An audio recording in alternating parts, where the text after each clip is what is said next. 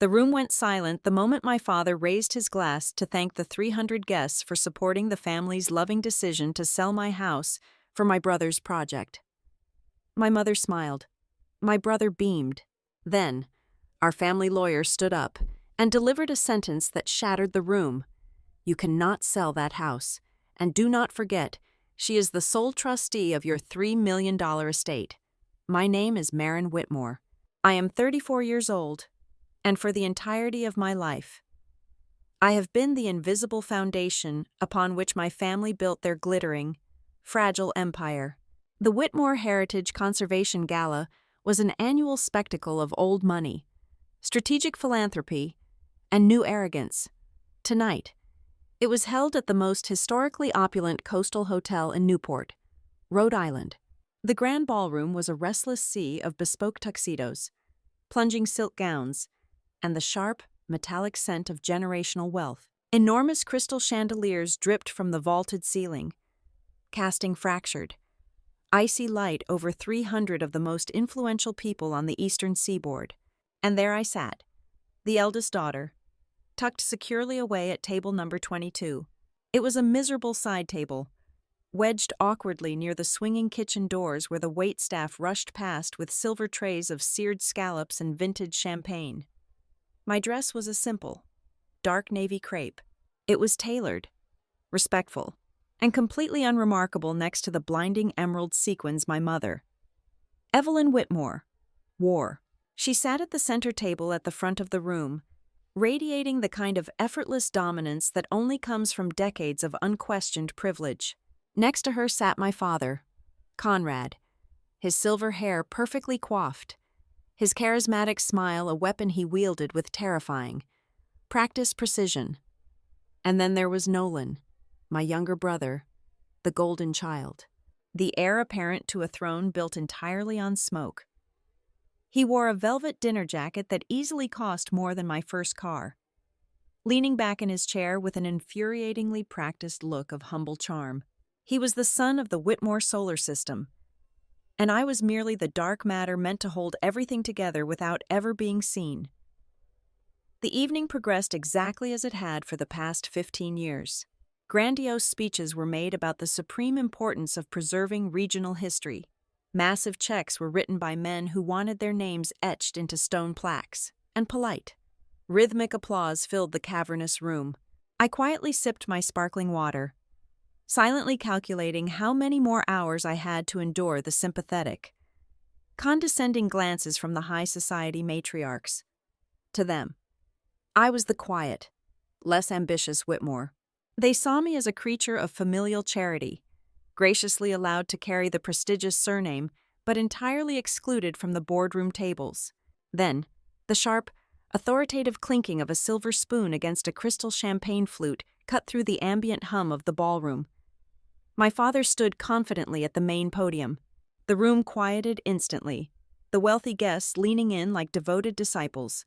Conrad Whitmore commanded attention naturally, his deep, soothing baritone voice resonating perfectly through the expensive microphone system. He warmly thanked the major donors, spoke eloquently about the foundation's noble goals for the upcoming year, and praised the resilience of the local community. Then, he paused. It was a highly theatrical pause, flawlessly timed for maximum emotional impact. He looked down directly at our family table, his eyes settling lovingly, reverently on Nolan. "This year," my father began, his voice softening into a performance of paternal pride, "our family is embarking on a profound new journey, a journey of legacy, community, and loving sacrifice. As many of you know, my son Nolan is launching a brilliant boutique hotel project that will single-handedly revitalize the historic harbor district." The crowd murmured in deep approval. Nolan lowered his head modestly, playing the burdened visionary. "However, great visions require incredibly solid foundations." Conrad continued, his voice rising in volume. He shifted his gaze, not to me, but out over the massive crowd, as if I were merely an abstract concept rather than his own flesh and blood. "That is why Evelyn, Nolan, Maren, and I have made a loving, unified family decision. We have enthusiastically agreed to sell Marin's downtown townhouse to provide the essential capital needed to bring Nolan's vision to life.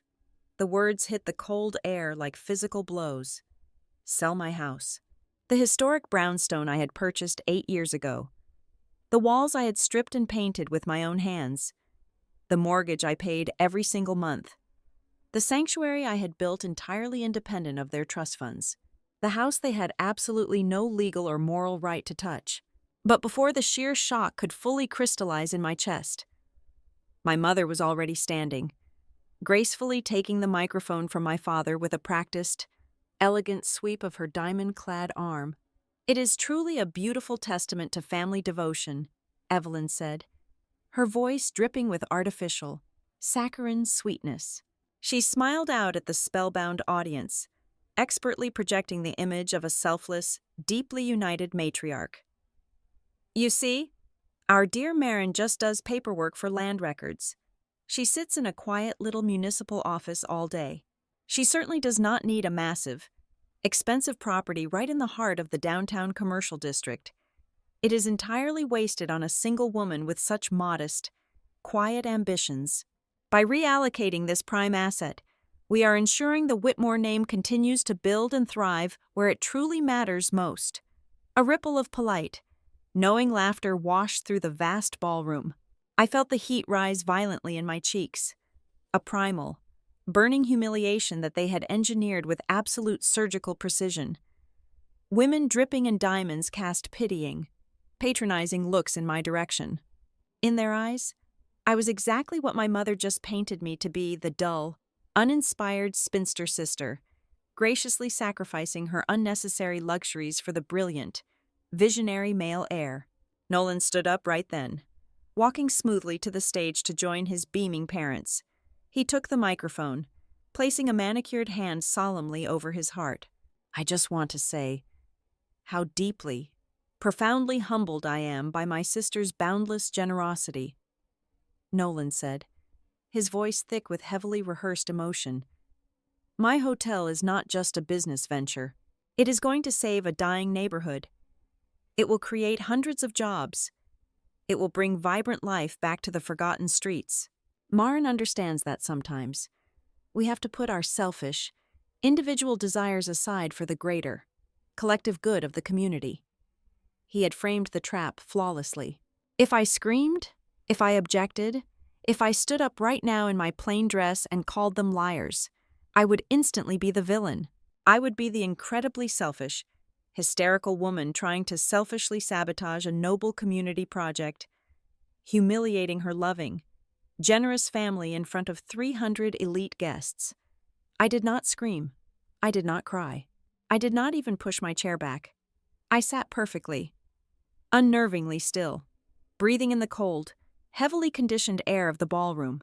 I let the oppressive silence stretch within my own mind, deliberately detaching from the raw emotional violence of the moment to observe the room with absolute, clinical clarity.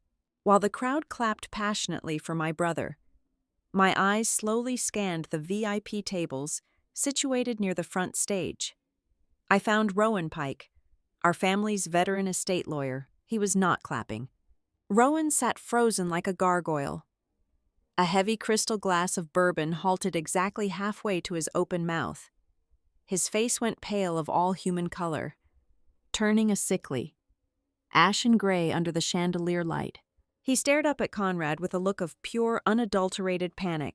Beside him sat a sharply dressed representative from the state's largest title transfer company, a man my father frequently utilized for expedited, quiet commercial closings. The representative was whispering frantically to Rowan, frantically fumbling with his expensive phone and a thick leather portfolio, looking exactly as though the polished wooden floor had just dropped out from beneath him. They knew. They were the only two men in this massive room who fully understood the catastrophic, earth-shattering legal anomaly of what my father had just publicly announced. But the true, devastating depth of the betrayal did not snap into sharp focus until my parents triumphantly returned to their center table. The crowd was still buzzing with approving, excited whispers. My mother sat down with a satisfied sigh, delicately smoothing the heavy silk of her emerald dress. As she reached for her beaded evening bag, her arm shifted, exposing the distinct edge of a thick ivory folder resting carefully on her lap. The gold-embossed logo of the title company caught the sharp overhead light. I saw the distinct edge of a standard property transfer agreement. I saw the bold blue ink of a fresh notary stamp. This was not a bluff. This was not a calculated public pressure tactic designed to force me into a difficult conversation later tonight. They were not humbly asking me to sell my home. They had already sold it.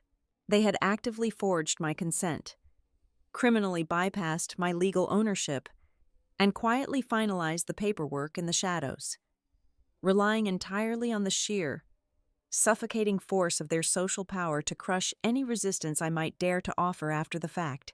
I looked down at my own hands, resting quietly, steadily in my lap. The brief flare of humiliation faded, and the coldness inside me solidified into something sharp, heavy, and infinitely dangerous. They thought they had backed the quiet, invisible daughter into a corner she could never escape. The applause was still ringing, a sickeningly rhythmic wave of approval for a theft they did not even realize they were witnessing. Then, the heavy scrape of a wooden chair violently pushing back against the polished marble floor echoed through the ballroom. Rowan Pike did not just stand up. He practically bolted upright, his linen napkin falling unheeded to the ground. "Conrad!" Rowan's voice cracked. It was sharp and desperate, slicing cleanly through the lingering cheers. "Conrad, stop right now." The microphone on the stage picked up my father's confused, patronizing chuckle. "Rowan, what is it, old friend?" "We are celebrating a milestone tonight." "You cannot sell that property," Rowan said, his voice projecting without a microphone, echoing off the gilded walls with the weight of a judge's gavel. The room plunged into an absolute, suffocating silence. The clinking of crystal stopped. The waiters froze in their tracks. 300 of Newport's elite held their collective breath. "The townhouse is deeded exclusively in her name," Rowan continued, his chest heaving under his tailored suit. "No one but her has the legal authority to authorize a sale, let alone execute a transfer of deed. You have no legal standing to make this announcement." My father's perfectly constructed smile faltered. The warm, benevolent patriarch vanished, replaced instantly by a dark, warning scowl that I had known intimately my entire life. He gripped the edges of the wooden podium so tightly his knuckles turned white. "Rowan, do not be pedantic in front of our guests," Conrad countered smoothly, trying to wrestle the narrative back under his control. He pitched his voice to sound reasonable, like a parent dealing with a confused child. "We gave her the initial money for that house. We funded it, in every practical way that matters to this family. It is a Whitmore asset. We are simply liquidating a family asset for a much better, community-focused purpose." I slowly pushed my chair back and stood. The fabric of my simple navy dress rustled in the dead quiet of the room. Every single eye darted toward table number 22. "You gave me a 15% down payment as a graduation gift," I said. My voice was eerily calm. It carried clearly across the vast space, lacking any of the hysteria they surely expected. I did not shout. I did not need to. The truth does not require volume. For the past 8 years, I have paid every single mortgage installment. I have paid every property tax bill. I have paid every contractor, plumber, and electrician for the historic preservation renovations out of my own pocket. You do not own a single brick of that building." My mother scoffed right into her microphone. The sound was harsh, amplified, and deeply ugly. "Oh, please, stop exaggerating. You file land records for the city. Do not pretend you are some powerful real estate mogul single-handedly supporting a historic estate. You push papers." I turned my gaze directly to Evelyn. I let my eyes meet hers, refusing to shrink, refusing to be the dark matter anymore. "I am the Director of Title Control and Project Compliance at the Alder Key Civic Development Authority," I stated, articulating every syllable with lethal precision. I oversee every commercial and residential zoning transfer within a 50-mile radius. I do not just file papers. I am the person who actively investigates fraudulent property transfers, fake deeds, and illegal notary stamps. Exactly like the forged paperwork you are apparently trying to push through tonight. A collective gasp rippled through the VIP tables. The wealthy socialites, who had cast pitying glances at me mere moments ago, were now staring with wide, ravenous eyes. They could smell the blood in the water. Conrad's face turned an ugly, mottled shade of crimson. The mask was completely gone now. "You ungrateful girl," he barked into the microphone, his voice booming like thunder. "You will sign whatever we put in front of you. This family built you, and you owe your brother your absolute compliance. I will freeze every asset you have ever touched if you dare to humiliate us tonight." "Conrad, for the love of God, shut your mouth," Rowan screamed. The veteran lawyer was sweating profusely now, violently wiping his forehead with a trembling hand. "You cannot threaten her. You cannot freeze anything. Do you have any idea what you are doing on an open microphone?" "I am putting my disrespectful daughter in her place," my father roared, pointing a furious finger at me. "She is the sole trustee of your irrevocable trust." Rowan's voice shattered the remaining decorum in the room. He screamed it like a man trying to stop a train crash. "She controls the $3 million estate. You do not control her money. Conrad, she controls yours." Evelyn dropped her heavily beaded clutch. It hit the floor with a loud, hollow thud, scattering a gold tube of lipstick and a silver compact mirror across the polished wood. But she did not even look down. Her face became a mask of pure, unfiltered horror. All the color drained from her perfectly contoured cheeks. She whipped her head toward Rowan, then toward my father, her mouth opening and closing without sound. "What?" Evelyn finally choked out. "No, that is a lie. Nolan is the manager of the trust. Nolan is our heir." Nolan, who was still standing center stage next to our parents, looked as though the floor had physically dropped out from beneath his velvet shoes. The smug, visionary posture completely dissolved, leaving behind a terrified little boy in a very expensive suit. He looked frantically between his mother and his father. "Dad, what is he talking about?" Nolan demanded, his voice cracking loudly over the sound system. "I thought I was in charge of the family accounts. You told me the capital was fully accessible for the hotel." "You are merely a beneficiary, Nolan," Rowan said, aggressively rubbing his temples. He looked utterly defeated, realizing his prestigious career with the Whitmore family was effectively ending right here on this stage. "You have absolutely no fiduciary control. None of you do." "Why?" Evelyn whispered, though the microphone caught it, broadcasting her despair to the entire room. "Because 6 years ago, when the family faced that massive state audit over the mishandled commercial park sale, it was she who found the structural loophole." Rowan explained, gesturing wildly toward me. "She saved you all from federal tax evasion charges." Conrad panicked. He was terrified of losing everything to civil lawsuits and crushing estate taxes. He signed her on as the sole managing trustee because she was the only one competent enough, and legally clean enough, to hold the assets without drawing federal scrutiny. The silence that followed was absolute. The wealthy donors, the politicians, the real estate developers, they were all practically vibrating with shock. The mighty Whitmore family, the invincible, condescending titans of Newport society, were unraveling beautifully in real time, publicly dismantling themselves over prime rib and vintage champagne. I looked at my brother, the golden child who had just proudly declared my home his stepping stone.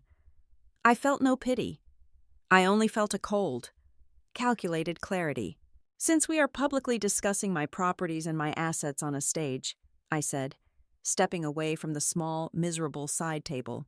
My voice echoed with a new, undeniable authority that made the guests physically lean away from me. "Let us talk about the carriage house located behind my property, the one you begged to use as a temporary storage space for your hotel blueprints." Nolan swallowed hard, gripping the microphone stand like a man dangling over a cliff. "Come on. Please do not do this right now. You have turned it into a fully furnished private office. You have been running your entire business operation out of my property, rent-free, for 9 months," I stated, letting the pathetic facts fall like cold iron onto the ballroom floor. "You have exactly 72 hours to clear every single belonging out of that space and return my keys. If there is even one piece of your property left inside my carriage house by Monday morning, I will personally hire a crew to haul it all to the municipal dump." I did not wait for his response. I did not look at my father's trembling rage or my mother's devastated disbelief. They were standing frozen in the spectacular, burning wreckage of their own hubris. I turned my back on the grand ballroom, the glittering crystal chandeliers, and the pathetic illusion of my family, and walked out the heavy, carved oak doors, leaving absolute, irreversible chaos in my wake. I did not drive back to my brownstone. The adrenaline coursing through my veins was far too sharp, too brutally cold for sleep. Instead, I pointed my car toward the municipal district, the amber streetlights bleeding across my windshield as I drove in absolute silence. It was nearly midnight by the time I swiped my security badge at the Alder Key Civic Development Authority building. The sterile, fluorescent hum of the empty government office was the exact opposite of the gilded, suffocating ballroom I had just detonated, and it was precisely the environment I needed. I dropped my clutch onto my desk, kicked off my restrictive heels, and woke up my dual monitors. The war had officially moved from the physical world of crystal chandeliers to the digital realm of legal records, and this was my sovereign territory. My first move was a total, scorched earth lockdown. I logged into the primary financial portal for the Family Irrevocable Trust. With keystrokes practiced from years of rigorous compliance audits, I systematically revoked every single secondary access tier my parents possessed. I froze the primary operating accounts, instituted an indefinite block on all outgoing wire transfers, and changed the administrative passwords to complex strings of alphanumeric chaos that my mother could never guess, let alone crack. I set up automated alerts to ping my private mobile device if anyone even attempted a failed login. The Whitmore family accounts were now a fortified vault, and I was the only person on Earth holding the combination. Once the perimeter was absolutely secure, I began digging into the recent past. I opened my personal email archive and filtered all messages from my parents over the last 90 days. I had been too busy with city zoning projects to pay close attention before, but looking at the inbox now, the chaotic, seemingly random string of messages they had been sending me made a deeply sinister kind of sense. There it was, an email from my father dated exactly 3 weeks ago, flagged with high importance. He had attached a heavily formatted document titled Routine Asset Confirmation. His message casually asked me to execute a quick digital signature so their wealth manager could update the family portfolio for a standard end-of-year tax review. I downloaded the attachment now and ran it through our municipal document analyzer. The software viciously stripped away the cosmetic formatting layers, revealing the hidden metadata and embedded clauses beneath. It was not a routine confirmation. It was a preliminary waiver of trustee rights, specifically structured with intentionally vague legal jargon to isolate my residential property from the broader trust protections. They had been meticulously laying the groundwork, trying to trick me into quietly signing away the fortress walls before they sent in the battering ram. My desk phone suddenly shattered the dead quiet of the office. I jumped slightly. It was far too late for a legitimate municipal business call. I glanced at the caller identification display. It was an unlisted mobile number, but I recognized the regional prefix. "Marin speaking," I answered, keeping my voice perfectly steady. "It is Elias," a hushed, panicked voice replied. Elias was a senior underwriting analyst at the major title company my father used, the exact same company whose representative had been sweating profusely next to Rowan Pike an hour ago. "I should not be calling you, Marin. If my firm finds out I am breaching client confidentiality, my career is completely finished." Elias stammered, his breath hitching audibly over the line. "You are calling because you saw the physical file tonight," I stated. It was not a question. "I saw the file," Elias confirmed. "Conrad pushed a transfer packet onto our emergency processing desk late this afternoon. It was flagged for absolute priority handling. Marin, they had your digital signature on a full warranty deed. But when the system ran the automated compliance check, it pinged a massive red flag. The electronic signature was routed through a remote notarization service based in a completely different state. The network address linked to the notary session did not match your work building or your home location. It bounced through a heavily encrypted virtual private network." I closed my eyes, absorbing the sheer, breathtaking audacity of the crime. "They hired a proxy," I said, the reality solidifying in my mind. "They found a shady remote notary, willing to visually verify someone else pretending to be me on a web camera." "Exactly," Elias whispered urgently. "The only reason the deed did not officially record before the gala was because our internal fraud detection software automatically placed a 24-hour administrative hold on all cross-state digital signatures. Your father was practically screaming at my boss to override the system manually before the dinner started. Marin, this was not a misunderstanding. This was a calculated, felony-level forgery attempt. Thank you, Elias.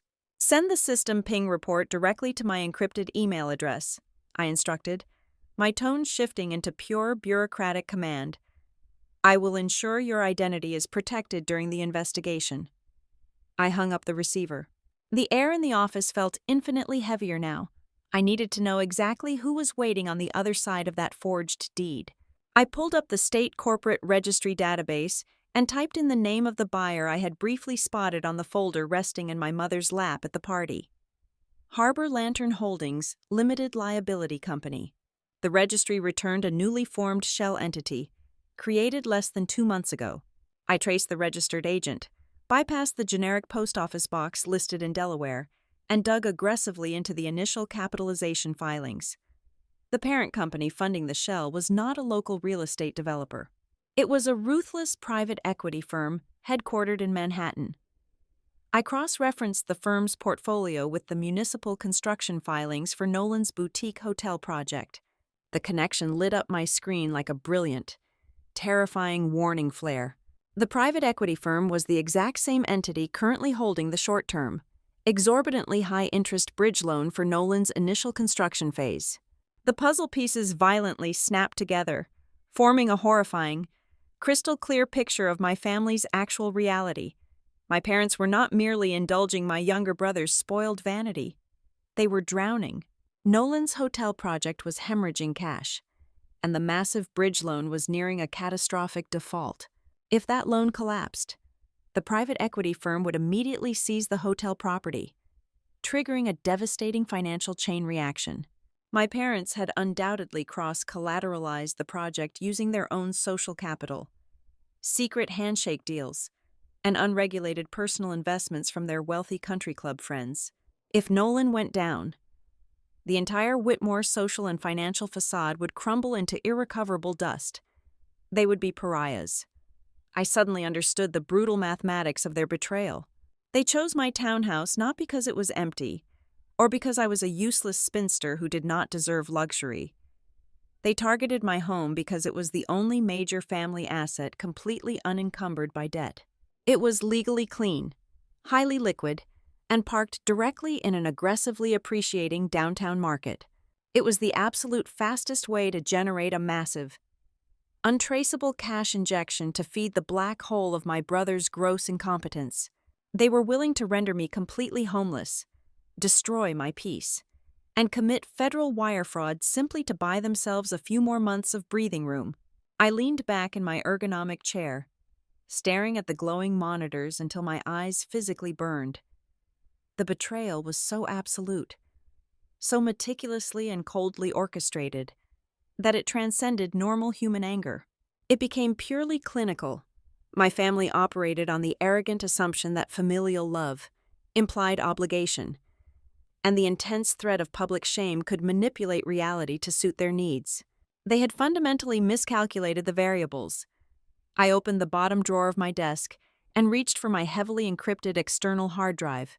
I plugged it into the secure terminal and typed in a 32-character alphanumeric passphrase that no one else in the world knew. A single, solitary folder appeared on the stark desktop background. It was simply titled Ledger. I clicked it open. This was not a diary of bruised feelings. It was not a collection of emotional grievances, tearful journal entries, or bitter childhood memories. It was a flawless, legally binding forensic timeline. For the past 10 years, every single time my father transferred funds from the trust without giving me proper legal notice, I saved the transaction record. Every time my mother demanded I use my municipal access to quietly expunge a minor zoning violation for one of her influential friends, I archived the text message. Every time Nolan defaulted on a personal loan and begged me to cover his tracks before the bank called, I scanned the receipts. They thought I was the quiet, compliant, invisible daughter who merely absorbed their endless abuse and filed their tedious paperwork. They had absolutely no idea that for a decade, I had been diligently, silently building the exact prosecution file that would ultimately bury them all. I dragged the new forged notary evidence from Elias into the master folder, watching the digital progress bar fill up with a satisfying, decisive finality. The war they started tonight was built on desperate lies, but the war I was about to finish would be built purely on documents. The heavy glass doors of Cross & Associates swung shut behind me, sealing away the damp Monday morning chill of the city. The firm did not look like Rowan Pike's archaic, wood-paneled sanctuary. It was entirely steel, glass, and aggressive modernism. I was escorted immediately to a corner conference room overlooking the harbor, where Rowan was already pacing furiously. Sitting at the head of the massive obsidian table was Delilah Cross. She was a partner specializing exclusively in fiduciary misconduct and hostile trust litigation. Delilah did not do polite family law. She dismantled financial empires. "Sit down." "Marin," Delilah commanded softly, her eyes locked onto the thick stack of financial ledgers I placed on the glass surface. She wore a tailored charcoal suit and possessed the unnerving, predatory stillness of a striking viper. Rowan gave me the summary of the weekend's theatrics, but frankly, I do not care about the emotional damage or your father's fragile ego. I care about the math. And according to my preliminary glance at these accounts, the math is actively bleeding. I took my seat, sliding my encrypted laptop out of my bag. I pulled the complete transaction history from the main portal before I locked them out. "Good," Delilah said, sliding a thick finger across a printed spreadsheet. "Because we have a systemic infection here. Let us start with the irregular distributions over the past 3 years. You flagged several withdrawals as questionable when they occurred. Did you not?" "I sent official emails requesting itemized receipts," I replied, bringing up the correspondence on my screen. My father always responded that they were routine estate maintenance expenses. As the managing trustee, I demanded formal audits, but Rowan advised me at the time to let the family settle it internally to avoid triggering a state review. Rowan stopped pacing and sank into a chair, looking 10 years older than he had at the gala. I was trying to keep Conrad out of federal prison. I thought he was just being sloppy. I did not realize he was treating the irrevocable trust like a personal checking account. "Sloppiness is forgetting a tax deadline," Delilah stated, her voice slicing through the room like a scalpel. "This is systematic fraud. Look at this entry from 22 months ago. $250,000 wired to a corporate litigation firm in Boston." I leaned in, tracing the line. That was the settlement for the civil lawsuit against my father's old shipping venture. He told me he was borrowing the money from the trust to cover the immediate penalty and would repay it within 90 days once his personal stock options vested. Delilah flipped to the next page, a cold smile touching the corners of her mouth. "He never repaid it. The principal has been sitting on the ledger as an outstanding internal loan, with the legally mandated 8% compound interest for fiduciary borrowing. Your father currently owes the trust over $300,000, a debt you are now legally obligated to collect." The sheer scale of their audacity was staggering. While they were publicly parading my brother as a visionary and painting me as a stingy spinster, they were quietly suffocating under the weight of their own financial deceit. But Delilah was not finished. "It gets worse," she said, tapping a perfectly manicured nail against a cluster of payments categorized as family estate support. I ran the routing numbers on these vendor payments from the last 9 months. They do not match any maintenance companies servicing the Whitmore properties. 5-figure wires to an architectural firm. A massive deposit to an importer of commercial Italian leather furniture. Monthly retainers to a boutique hospitality marketing agency. The puzzle pieces locked together with a sickening crunch. "They are paying for Nolan's hotel," I whispered, the realization sending a cold thrill down my spine. The bridge loan was not enough. The project is bleeding cash, so they have been siphoning trust assets to cover the design and marketing overhead. "Exactly," Delilah confirmed. "Your parents have been embezzling from the estate to artificially inflate Nolan's business. And because you are the trustee, if the Internal Revenue Service audits this trust and finds these disguised commercial payments, you are the one who goes to prison for tax evasion and breach of fiduciary duty." A sharp metallic taste of adrenaline flooded my mouth. This was no longer just about the secret. Illegal sale of my downtown townhouse. The house was merely the final, desperate gasp of a drowning family. They had constructed an entire ecosystem of theft, relying entirely on my presumed compliance to shield them from the consequences. "There is one more thing," Rowan muttered, staring at a specific schedule of assets attached to the original trust formation document. "Evelyn's vintage watch collection." I frowned. "What about it?" "She wears those watches to every social event. She had the diamond-encrusted piece on her wrist at the gala." "Those watches do not belong to her," Rowan explained, rubbing his eyes in exhaustion. "When Conrad panicked 6 years ago and transferred everything into the irrevocable trust to dodge the state audit, he included the watch collection to artificially boost the asset threshold. Legally, those watches belong to the trust. Evelyn is wearing trust property as personal jewelry. If she loses one, or sells one without your explicit authorization as the trustee, it is considered criminal conversion of assets." I sat back in my leather chair, letting the magnitude of the situation settle over me. For my entire life, I had been trained to view my parents as untouchable titans of high society. They were the arbiters of taste, the gatekeepers of wealth, and the ultimate authorities on my own worth. But sitting in this sterile room, looking at the cold, hard data, the illusion shattered completely. They were not titans. They were common thieves wearing expensive suits, desperately juggling stolen money to maintain a pathetic facade. "So, we draft the lawsuit today," Rowan suggested, his voice trembling slightly.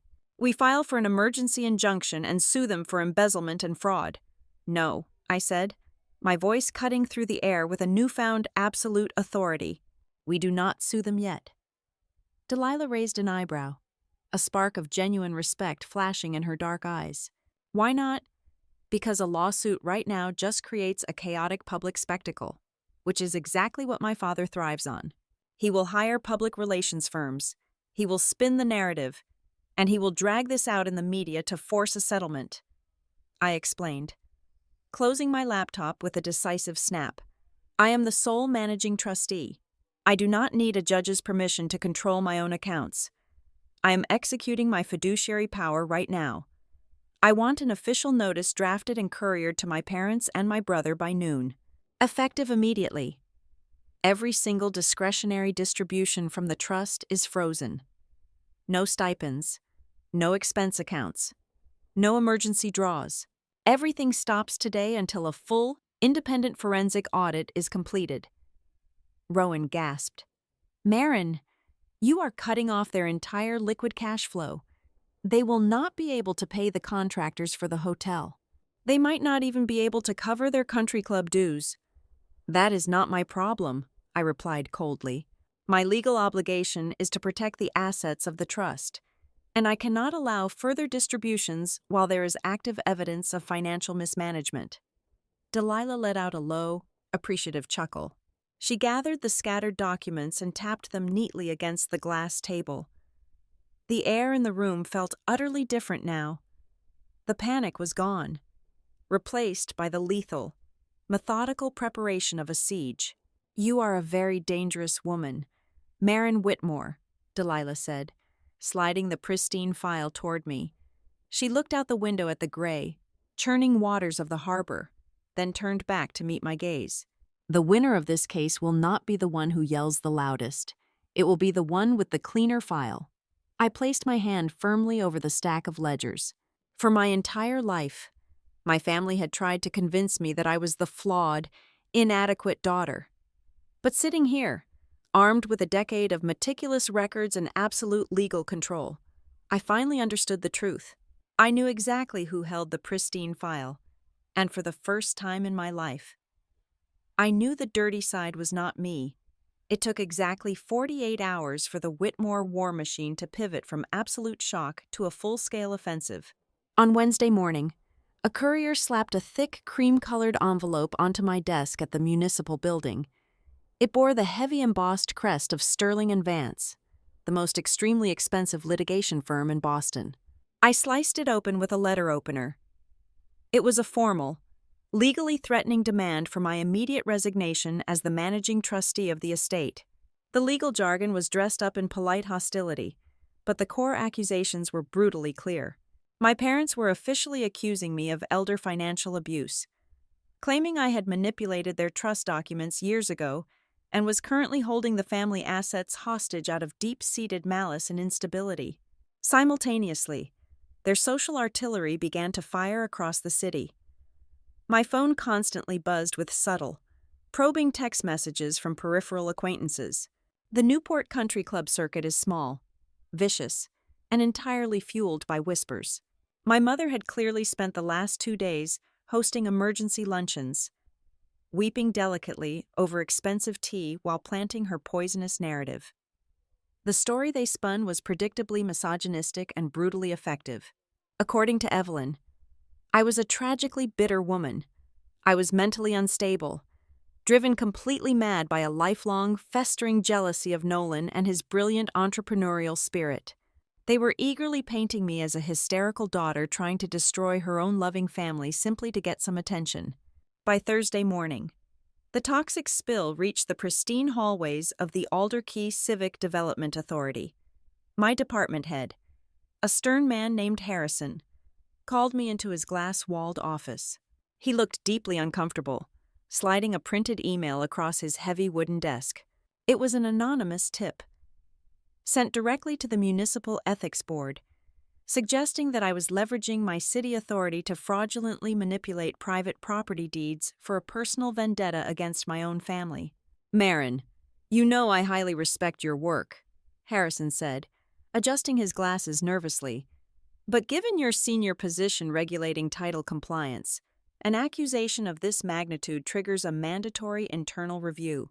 We have to suspend your system access temporarily while Human Resources and the Ethics Committee investigate."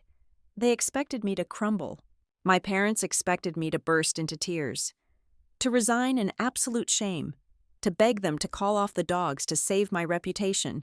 Instead, I smiled. It was a cold, perfectly composed smile. "I welcome the review, Harrison," I replied smoothly. I reached into my leather briefcase and pulled out a massive, perfectly indexed binder.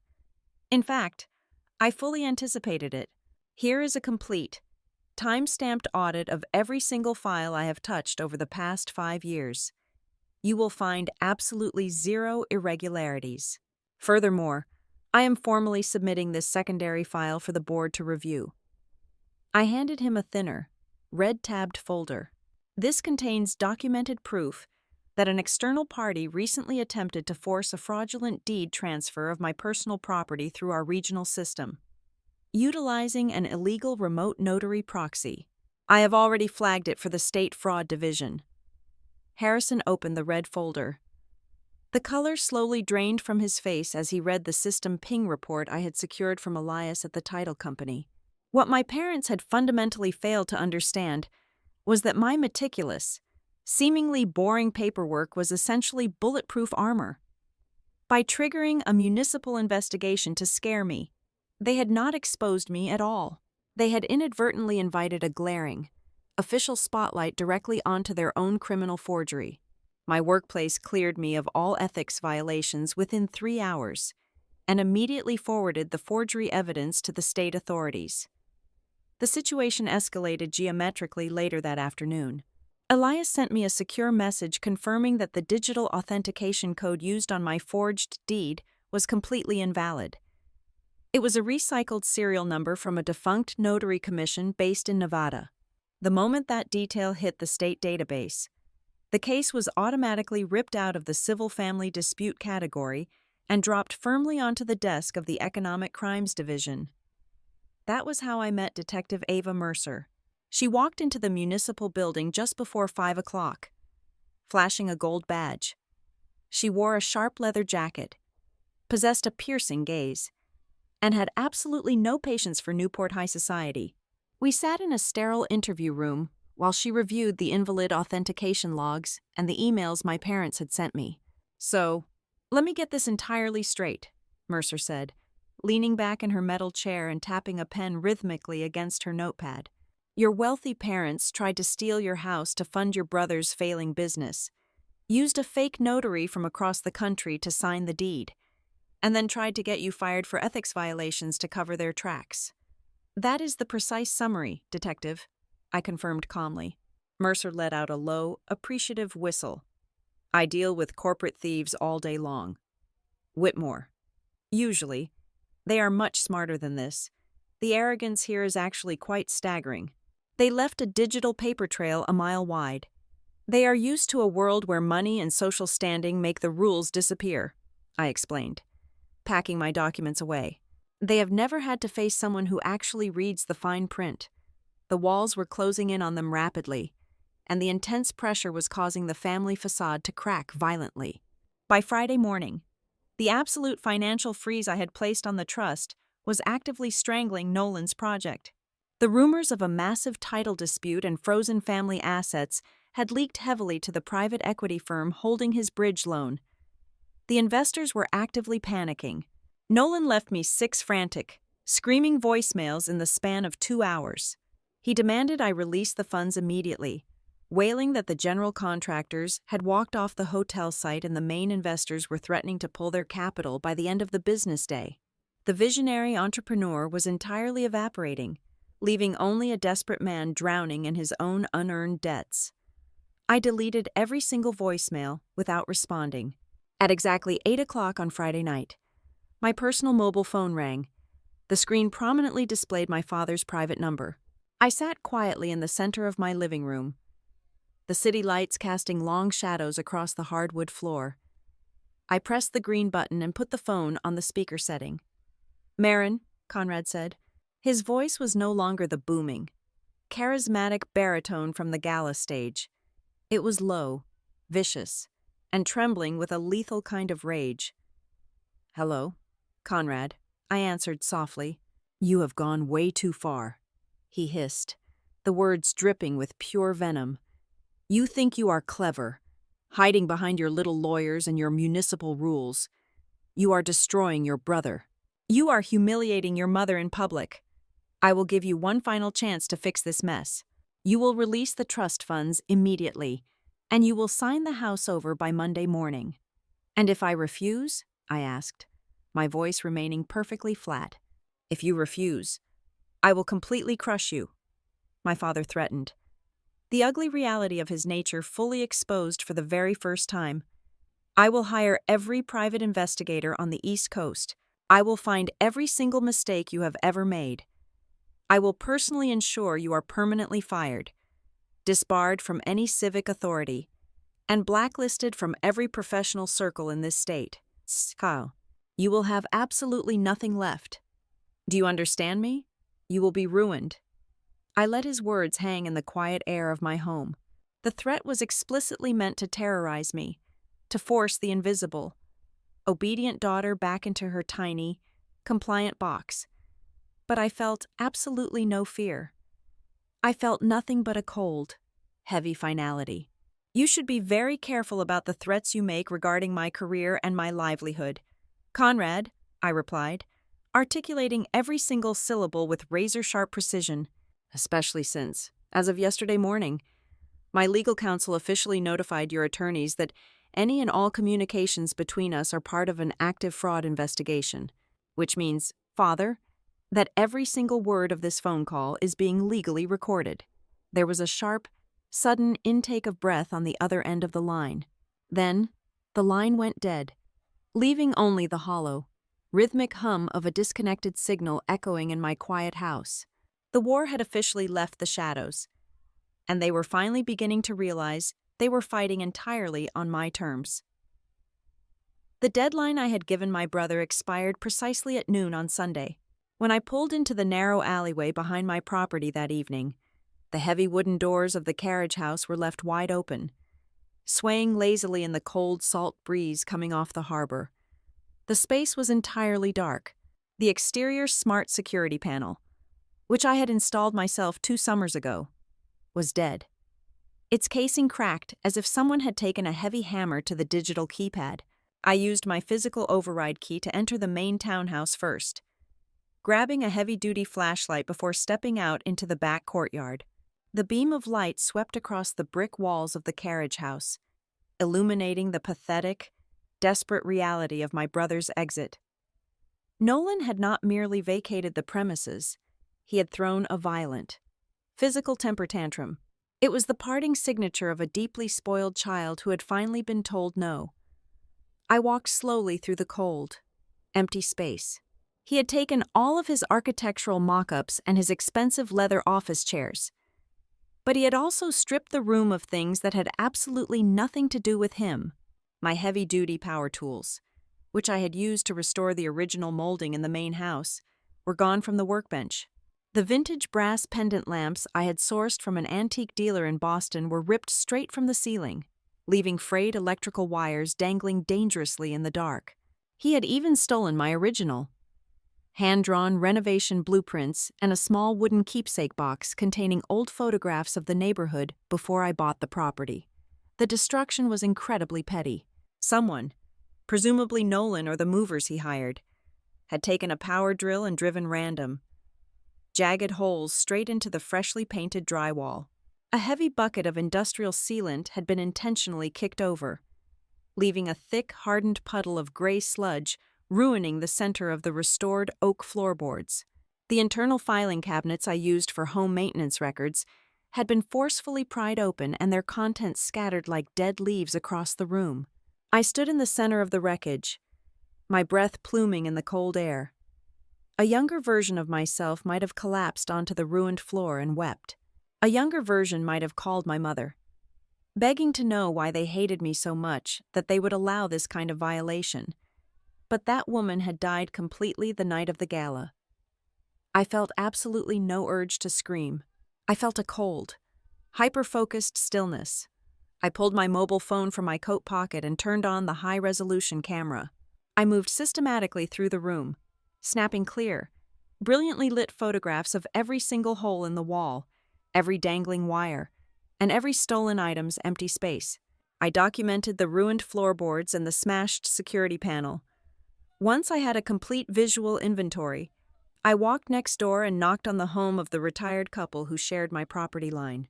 Within 20 minutes, I had a digital copy of their driveway security footage. It perfectly captured Nolan and 2 unidentified men loading my vintage lamps and tool chests into a rented moving truck on Saturday afternoon.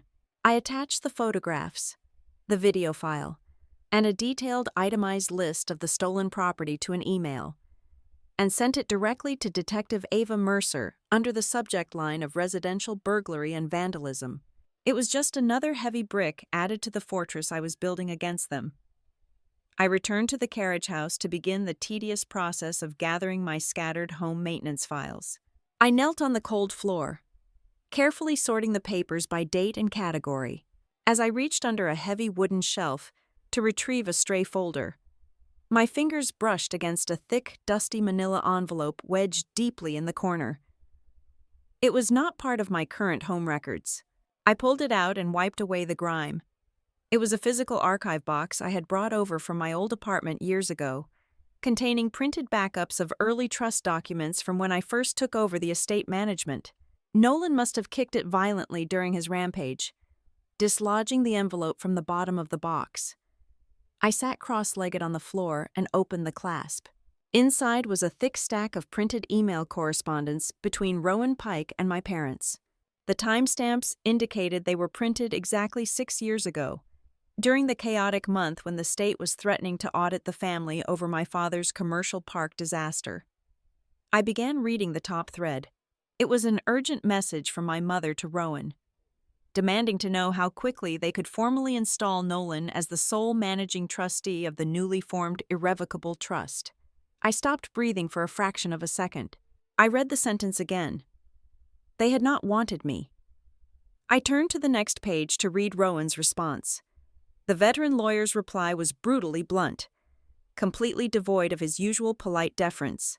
He explicitly warned my parents that placing Nolan in charge of a multi-million-dollar protective trust was legally impossible and aggressively dangerous. Rowan listed, in excruciating detail, a series of catastrophic financial realities I had never known about. Nolan had multiple outstanding personal liens against him from failed startup ventures. His credit score was practically non-existent. He had defaulted on 3 separate personal guarantees, and a private lender was actively threatening to garnish his wages. Rowan stated clearly that if Nolan's name was anywhere near the legal title of the trust, his aggressive creditors could instantly pierce the protective veil and drain the entire family estate to settle his personal debts. The final email in the chain was from my father. It was a brief, defeated message sent at 2 o'clock in the morning. He wrote, simply, that they had absolutely no other choice but to use me. My credit was flawless. I had no debt. I lived entirely beneath the radar of the state financial regulators. I was a completely clean slate.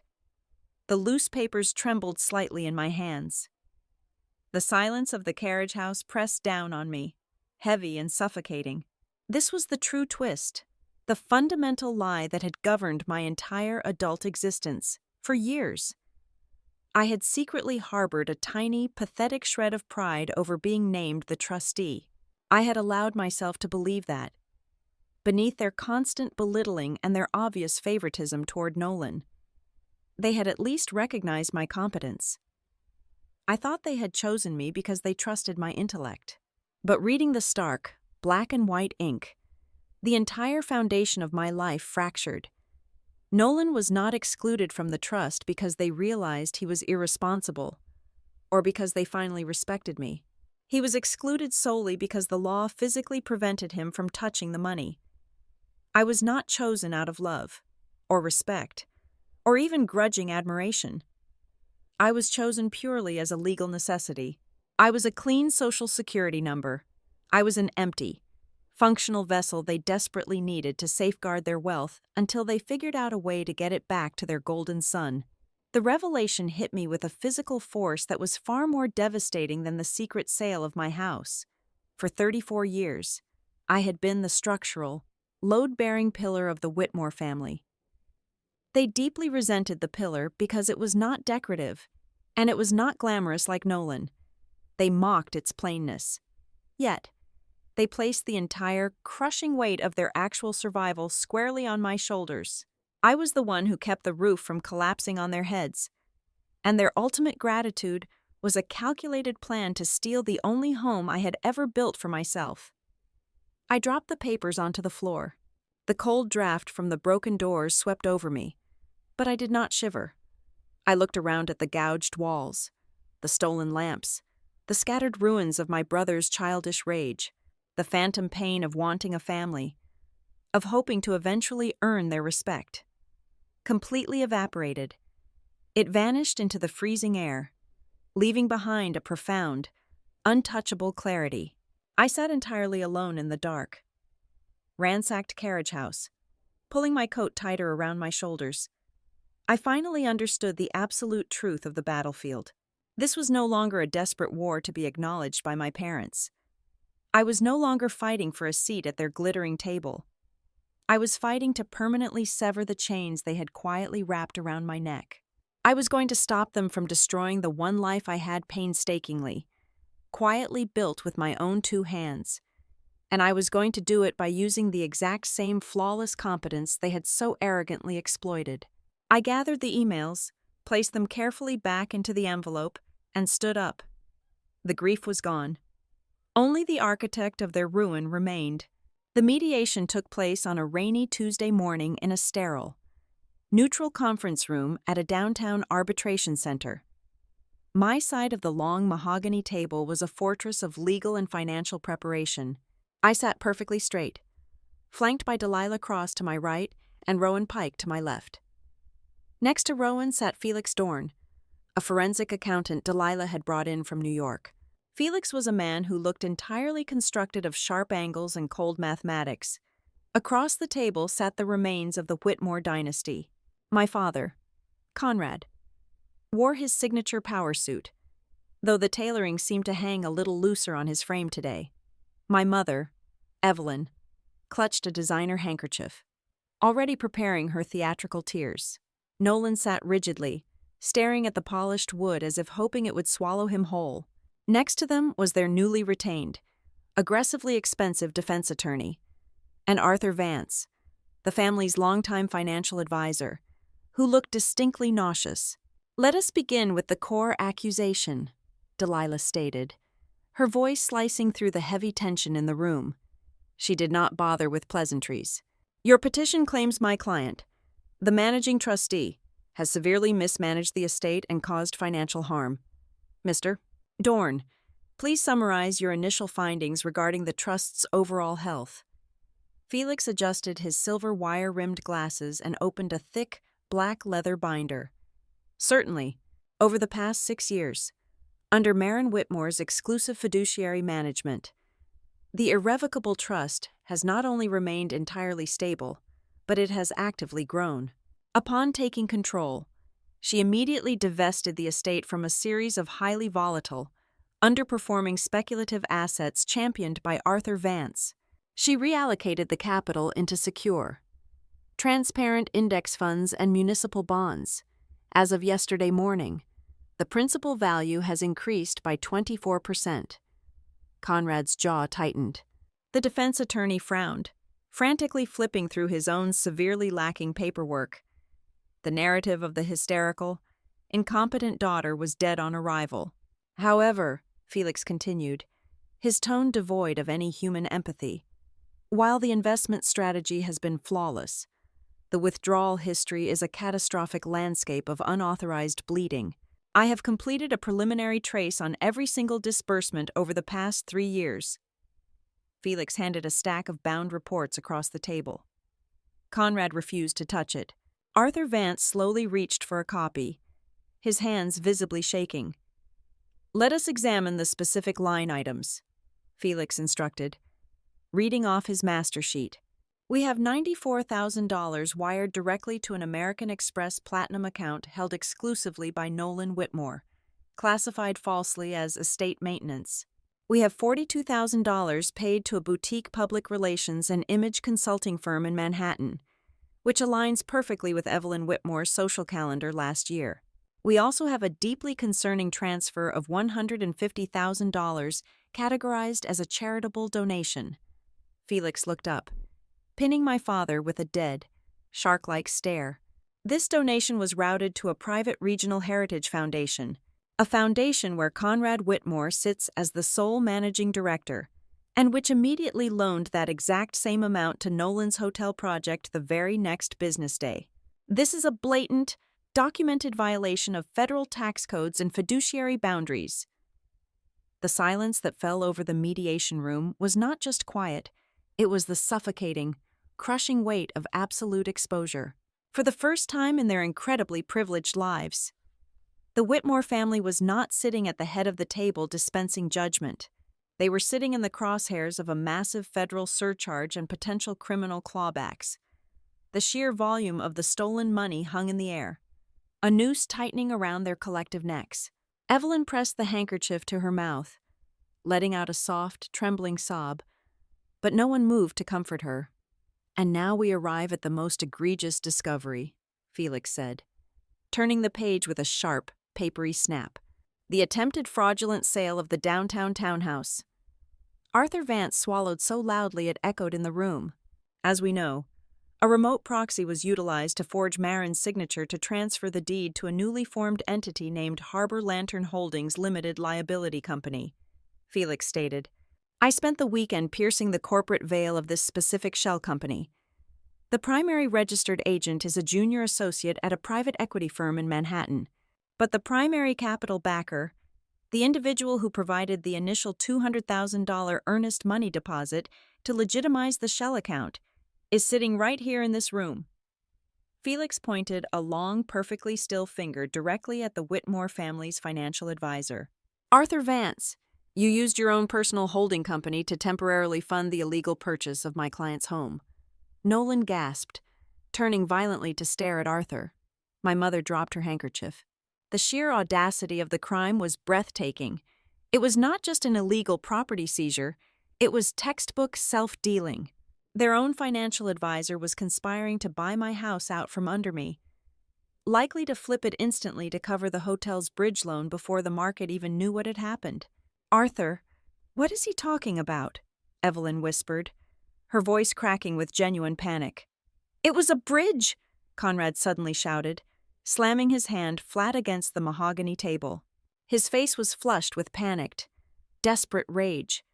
He looked wildly at Delilah, then at the mediator at the head of the table. You are twisting this entirely out of context. The hotel project was facing an immediate, unexpected cash call from the primary lenders. We had exactly 5 days to show liquid capital, or they were going to foreclose on the entire commercial block. Arthur was just setting up an internal arrangement to save our temporary cash flow until the next round of investor funding cleared. It was family business. We were going to pay the trust back with interest once the hotel opened. We were doing what we had to do to survive. The room froze. Even their own defense attorney closed his eyes and slowly pinched the bridge of his nose, looking like a man who realized he was standing on a sinking ship. Conrad had just done the unthinkable, in his desperate attempt to justify his supreme authority. He had completely abandoned their fabricated story of my mental instability and elder abuse.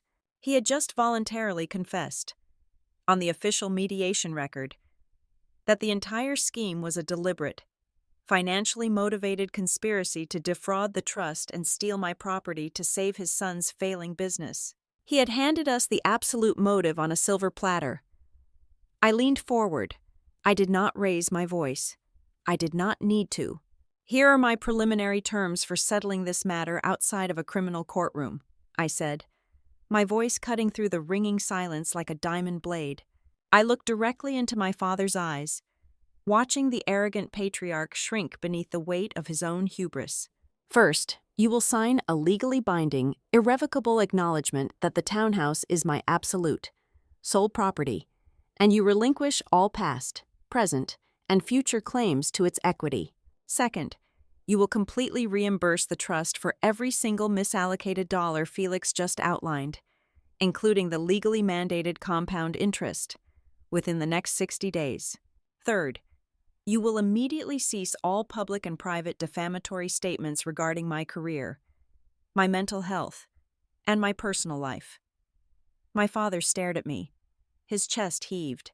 He looked to my mother, who had abandoned the handkerchief entirely and was now quietly, genuinely weeping, realizing the social empire she prized above all else was burning to the ground. He looked at Nolan, who was staring blankly at the wall, completely broken. You are my daughter, Conrad choked out. His voice broke, shifting into a pathetic, trembling tone. The tears began to well in his eyes. It was the classic Whitmore maneuver. When intimidation failed, deploy the crushing guilt of family loyalty.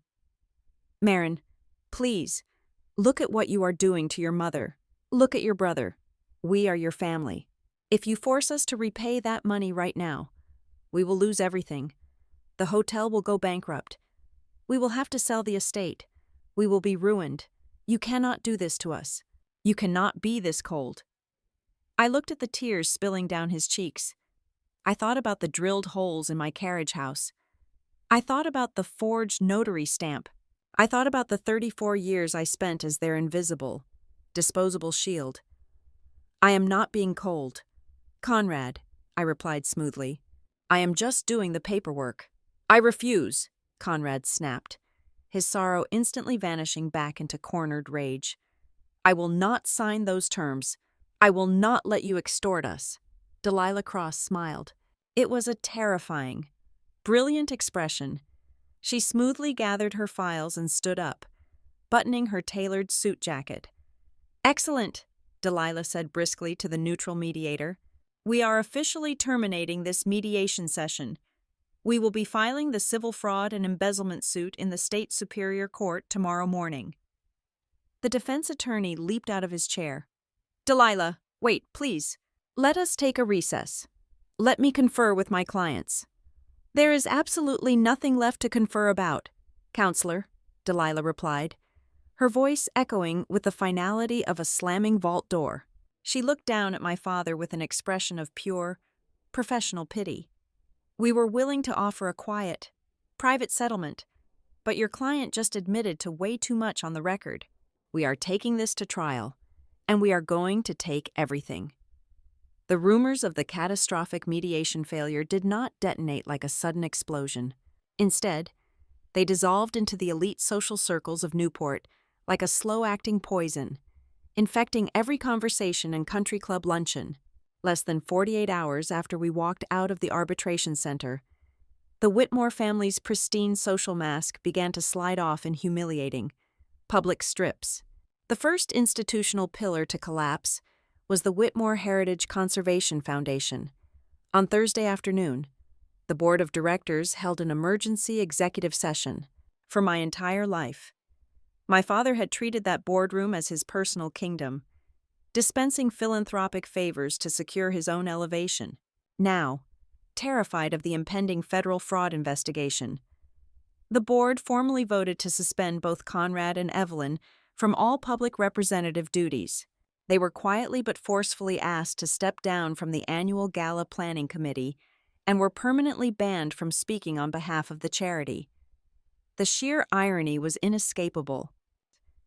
The same people who had politely clapped when my parents announced they were sacrificing my home for the community were now aggressively severing all ties to protect themselves from the Whitmore contagion.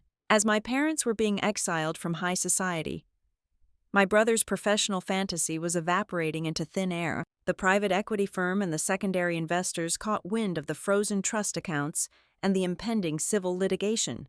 The entire foundation of Nolan's boutique hotel project relied heavily on the illusion of our family's infinite wealth. Once that illusion shattered, the investors panicked. They immediately demanded a comprehensive audit of the entire capital structure and threatened to formally withdraw their funding if Nolan could not prove he had the liquid cash to cover the next phase of construction. The stress of the collapsing project broke Nolan, but the fatal blow came from his own home. His fiancée finally discovered the absolute truth. Nolan had spent their entire 2-year relationship lying to her, assuring her that the Whitmore estate explicitly guaranteed all of his ventures. When she found out he was effectively penniless, burdened by hidden debts, and facing potential criminal charges for spending stolen trust money, she did not hesitate. On Friday morning, she canceled the wedding vendors, packed her luggage, and moved out of their rented luxury penthouse, leaving Nolan entirely alone, with their world rapidly shrinking. My parents resorted to the only tactics they had left. My mobile phone started lighting up with text messages from my mother. They were a masterclass in passive-aggressive guilt. Evelyn never actually apologized for forging my signature. Instead, her messages were carefully constructed pleas for unity. She texted that she was physically ill from the stress and that true families always forgave each other in times of hardship. Every single message carried the exact same toxic implication I needed to drop the lawsuit and surrender my leverage to save the family honor. I read every message, archived them into the legal evidence folder, and left her entirely unread. My father attempted to rally the extended family to apply moral pressure on his behalf. He invited two of his wealthy brothers and a prominent cousin to a private meeting at his estate, hoping to spin a narrative of a rebellious, ungrateful daughter who was maliciously tearing the family apart. But the absolute power dynamic had irrevocably shifted. The relatives knew I was the only person holding the actual legal keys to the entire Whitmore vault. None of them wanted to risk angering the woman who controlled the financial foundation of the family name. They sat through Conrad's passionate, weeping speech, politely declined to intervene, and promptly left his house. The isolation was absolutely complete, but the criminal evidence against them only continued to grow. On Monday afternoon, Detective Ava Mercer called me from the Economic Crimes Division. Her voice carried the sharp, satisfied edge of a predator who had just cornered its prey. "I secured the subpoena for your father's mobile phone records," Mercer announced. I was looking for the communications between Conrad and the proxy notary, but I found something significantly better. I traced his call history from the exact night of the Heritage Gala. "What did he do?" I asked, looking out the window of my municipal office. "At 11:45 that night, right after you humiliated them in the ballroom, your father called the managing partner at the private equity firm backing the shell company."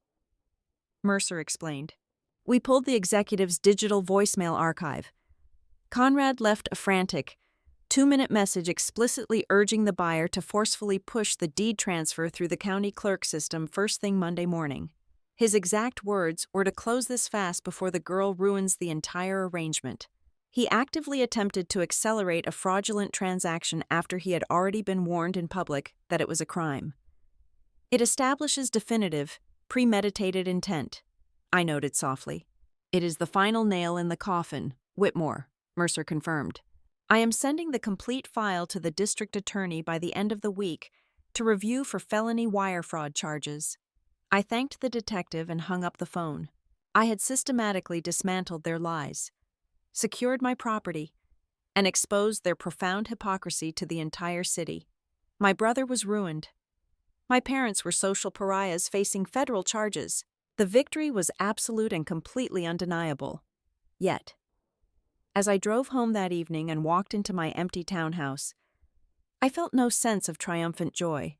The adrenaline that had fueled me through the initial shock and the intense legal maneuvering was beginning to fade, leaving behind a cold, hollow ache. I walked into the kitchen and poured myself a glass of water, staring blankly at the dark carriage house through the rear window. The true, devastating cost of the truth was finally settling over me. I had successfully defended my home, but in doing so, I had entirely incinerated the last lingering phantom of my family. I would never sit around a holiday table with them again. I was entirely untethered. The only thing I had left of my blood relatives was a heavily encrypted digital file that grew thicker and more damning with every passing day. I had traded the painful illusion of a family for the cold, absolute certainty of a pristine legal record.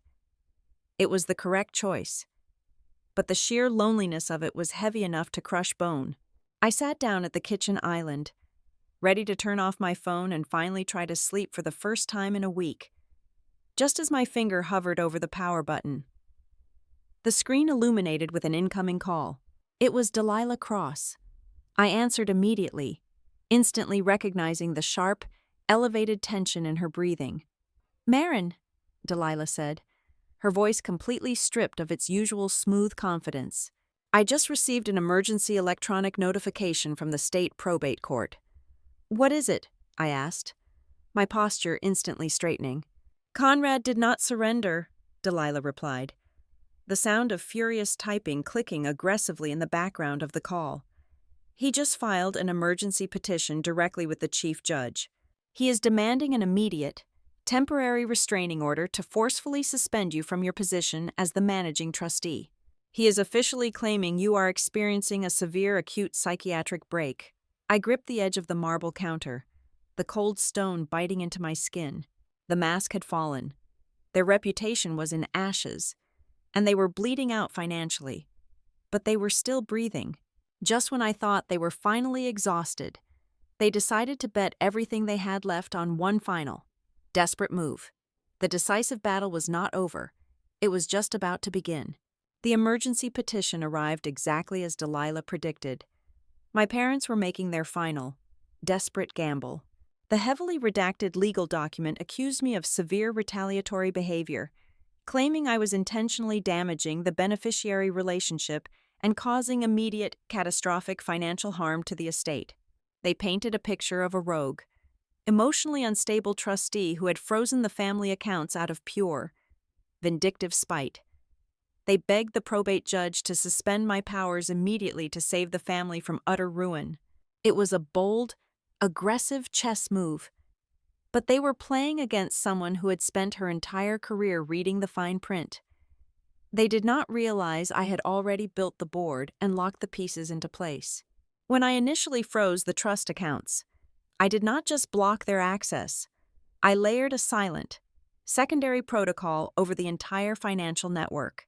Every single trust account, including the obscure sub-accounts that my father rarely touched, was rigged with an automated transaction alert. If anyone even attempted to initiate a transfer, the system would immediately block the action and generate a time-stamped report, routing it directly to my encrypted server. The night before Conrad filed his emergency petition claiming I was causing financial harm, the alert system triggered. At precisely 2 a.m, someone using my father's old administrative login credentials attempted to wire $75,000 out of a secondary holding account. The transaction was flagged under the laughably transparent memo of emergency legal fees. I sat in Delilah Cross's office on Wednesday morning, handing her the printed transaction denial report. "They tried to steal from the trust to pay the lawyers they hired to sue the trust," Delilah observed, a sharp, predatory grin spreading across her face. "The sheer arrogance is almost poetic." "It completely dismantles their petition," I replied smoothly. "They cannot claim to the judge that I am freezing the accounts out of spite when they are actively caught trying to embezzle funds in the middle of the night to finance their own litigation." Delilah did not waste a single minute. She immediately drafted a brutal counter-response to the court. Instead of merely defending my position, she launched a legal missile. She filed a formal request for enhanced judicial supervision over my parents, accompanied by a devastating motion to apply immediate, personal financial surcharges against both Conrad and Evelyn for every single dollar they had ever misappropriated.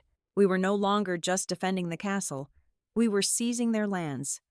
As Delilah finalized the motion, my phone buzzed with an incoming encrypted file from Elias at the title company. The digital forensics had finally cleared. The state investigators had subpoenaed the raw system logs from the regional title database, tracing the exact origin of the forged deed upload.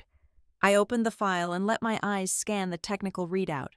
The Internet Protocol address did not bounce back to a random proxy server or my father's downtown corporate office.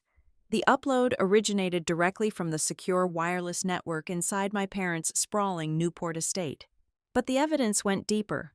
The device signature logged by the server perfectly matched the specific desktop computer located in the private home office of Evelyn Whitmore's personal assistant.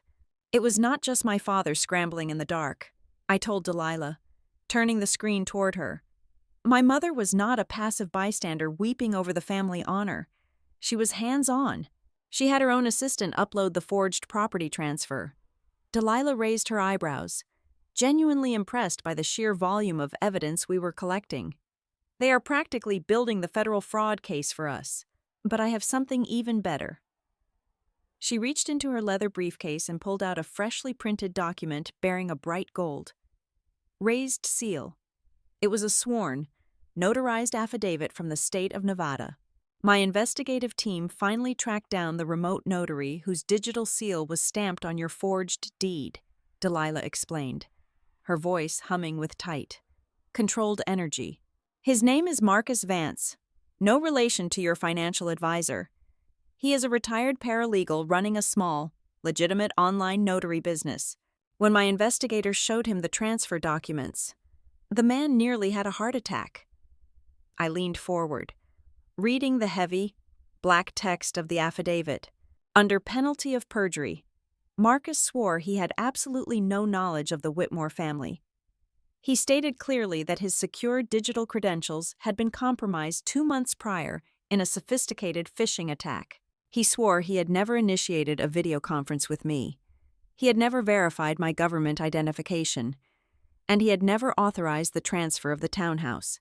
The defense of a simple, good faith misunderstanding is completely dead, I whispered, feeling the final gears of the trap locking securely into place.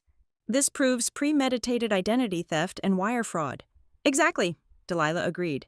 And we are going to drop this absolute nightmare on their heads during the preliminary deposition this afternoon.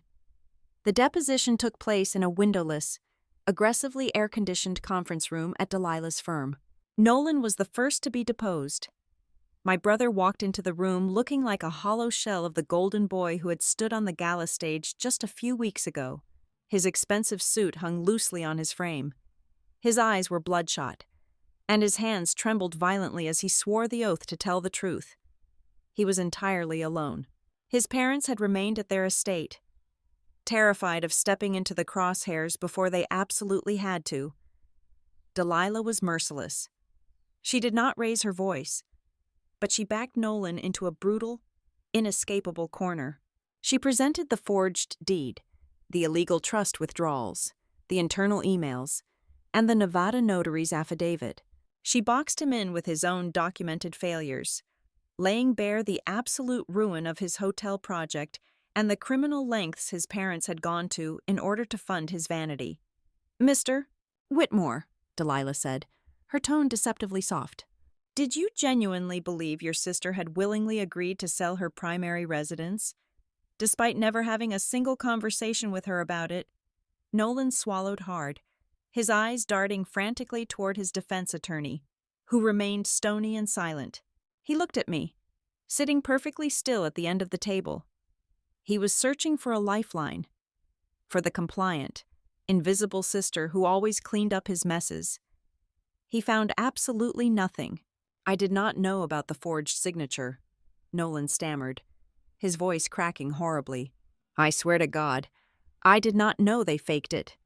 "But you knew she had not agreed to the sale before the gala," Delilah pressed, leaning closer. "You knew they were going to announce it publicly to force her hand. Who orchestrated that specific public strategy?" Nolan. The silence in the room stretched until it felt like the air itself might snap. Nolan broke. He buried his face in his shaking hands. "My parents," Nolan sobbed, the pathetic truth spilling out of him like blood from a wound. "My father and mother planned the whole speech. They told me not to worry about the money. They said Marin would eventually have to sign the papers." "And why did they believe she would sign?" Delilah asked, her voice striking like a hammer. "Because they said she would never dare go against the family in front of a massive crowd," Nolan confessed, his tears dropping onto the polished mahogany table. "They said she was too quiet. They said if we embarrassed her enough in front of all the major donors, she would just cave in and do what she was told to avoid causing a public scene." I sat perfectly still. Hearing the exact cruel mechanics of their abuse spoken aloud under oath did not hurt. It validated every single instinct I had harbored for 34 years. They had actively weaponized my supposed weakness. They had banked their entire financial survival on my presumed cowardice. The deposition ended shortly after. Delilah had everything she needed. The Klieg lights were officially turned on, and the Whitmore family had nowhere left to hide. The following morning, I walked through the heavy, brass-detailed doors of the state probate courthouse for the emergency injunction hearing. My heels clicked with measured, rhythmic precision against the marble floor.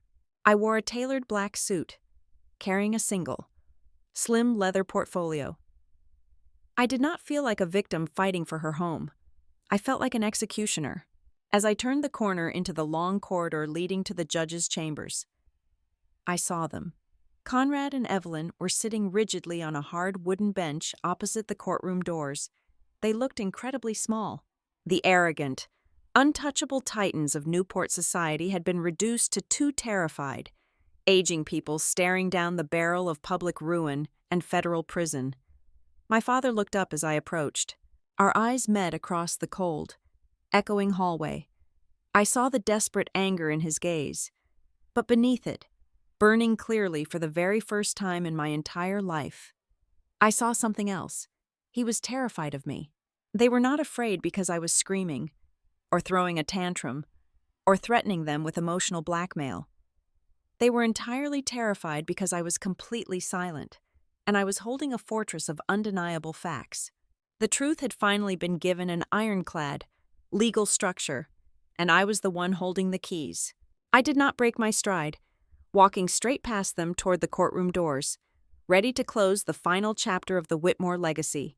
The courtroom of the Honorable Judge Eleanor Barrett was an imposing sanctuary of dark oak, high vaulted ceilings, and absolute, unforgiving silence. It was the premier probate and trust dispute court in the state, a place where multi-million-dollar dynasties were regularly dissected and dismantled under the harsh, fluorescent lights of justice. We sat at the petitioner and respondent tables, separated by a wide aisle of perfectly polished wood. The air was thick and heavy. Judge Barrett, a woman with silver hair and eyes like sharpened flint, looked down from her elevated bench. She had spent her entire morning reviewing the mountainous stack of emergency motions, counter petitions, and evidentiary exhibits we had filed. She did not look amused. "Counselor Cross," Judge Barrett began, her voice echoing sharply across the room, "your opposition brief paints a profoundly disturbing picture of the petitioners. You are alleging that while Mr. and Mrs. Whitmore are petitioning to have your client removed for fiduciary negligence, they have simultaneously engaged in systemic embezzlement, identity theft, and real estate fraud."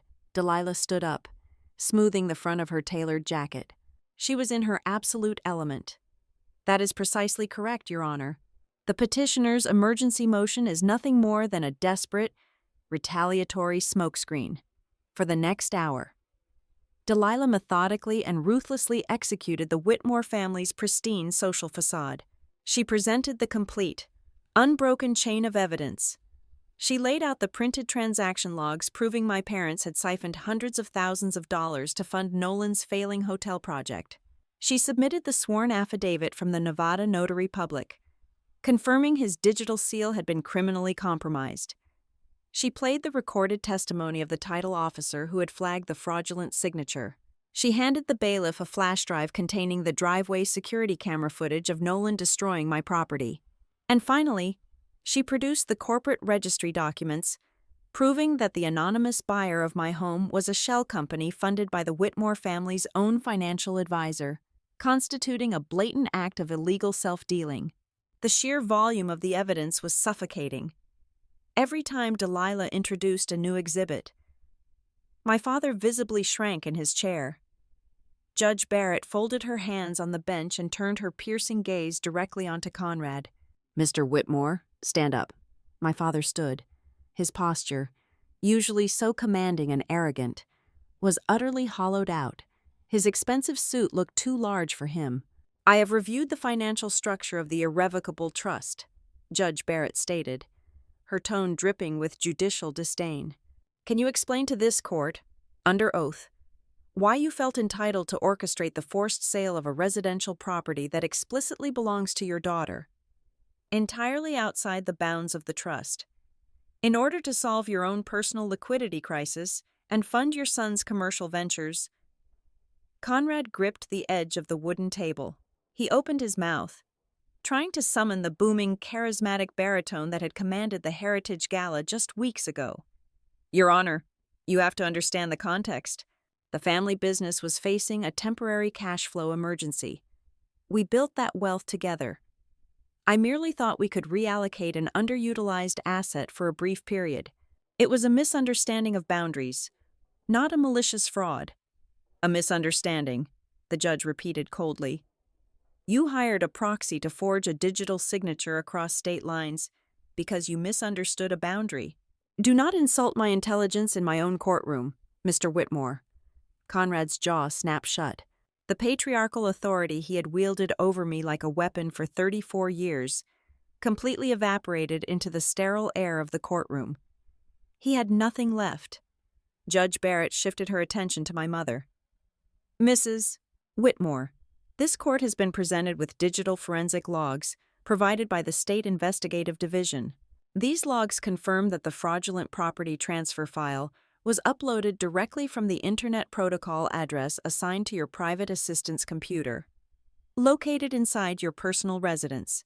Furthermore, I am looking at a schedule of assets proving you are currently treating a highly valuable vintage watch collection, which legally belongs to the trust, as your own personal jewelry. Evelyn shattered. The elegant, stoic matriarch, who had publicly humiliated me while wearing emerald sequins, buried her face in her hands and began to weep violently. There was no theatrical grace to her tears this time. It was the raw, ugly panic of a woman realizing her entire social empire was burning to the ground, and she was going to be held personally, criminally liable for the ashes. She could not even form a coherent sentence to defend herself.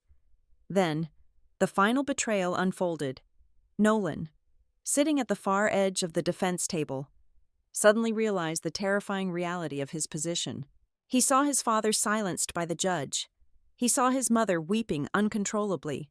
He realized that when the state investigators finally moved in with federal wire fraud charges, his parents were undoubtedly going to claim they did it all for him, effectively dragging him down as the primary beneficiary of the crime. The golden boy decided to save himself. Nolan frantically whispered to his defense attorney. The lawyer looked shocked, then hastily scribbled something onto a legal pad. "Your Honor," the defense attorney announced, standing up nervously, "my client, Nolan Whitmore, wishes to submit a supplemental, sworn statement to the court. He formally attests that he was fully aware his sister, Maren Whitmore, never consented to the sale of the property. He acknowledges that the public announcement and subsequent paperwork were entirely fabricated by his parents without his sister's knowledge." Conrad whipped his head around, staring at his beloved son with an expression of pure, unadulterated horror. Evelyn gasped, dropping her hands from her tear-streaked face. Nolan refused to look at them. He stared rigidly at the floor. In his desperate attempt to avoid federal prison, he had completely destroyed the last remaining shred of their defense. Delilah leaned over to me and whispered, "Checkmate." Facing the absolute certainty of a massive criminal referral from the bench and a devastating civil trial, the Whitmore Defense Counsel immediately requested a brief recess. In the stark hallway outside the courtroom, they capitulated completely. They were forced to accept the settlement terms I had dictated, right down to the final letter. The agreement was brutally comprehensive. Conrad and Evelyn signed a legally binding, irrevocable declaration acknowledging that the townhouse was my absolute, separate property.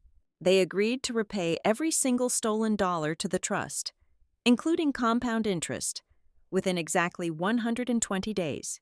Any funds previously siphoned to save Nolan's failing hotel were formally reclassified as binding advances against his inheritance, meaning they would be permanently deducted from his future share of the estate.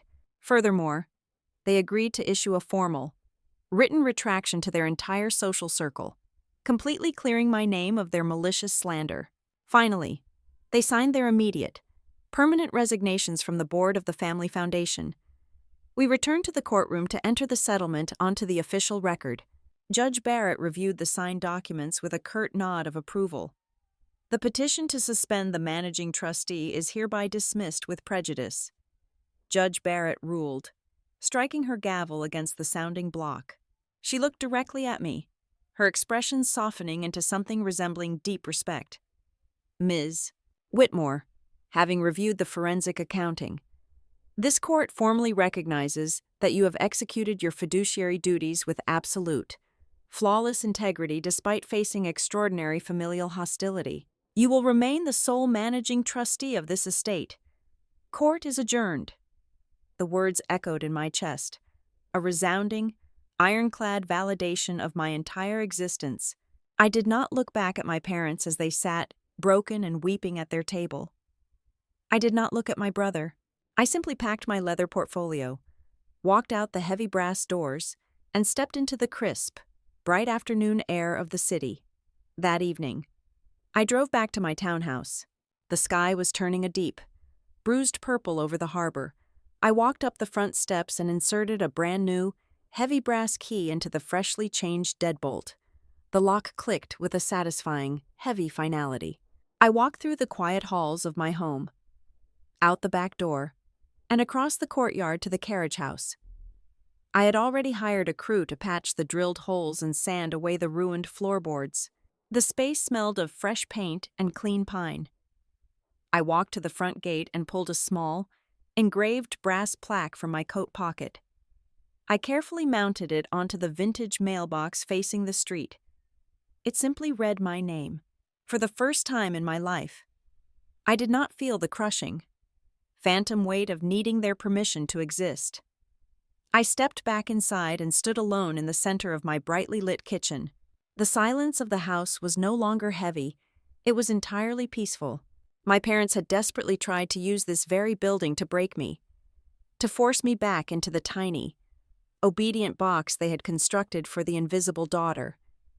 They thought their power was absolute, but because they had spent decades looking right through me, treating me as nothing more than a convenient, disposable tool, they had fundamentally miscalculated the reality of the game. They forgot that the person who quietly manages the foundation is the only one who knows exactly how to tear the entire house down. They forgot who truly held the keys to the entire estate. It was not Nolan. It was not Conrad. It was not Evelyn. It is Marin Whitmore. Thank you for listening to this story. Please comment below to let me know where you are listening from so we can interact and share our thoughts. I invite you to subscribe to the Helena Revenge Stories channel, like the video, and show your support by hitting the hype button so that the story in this video can be heard by more people.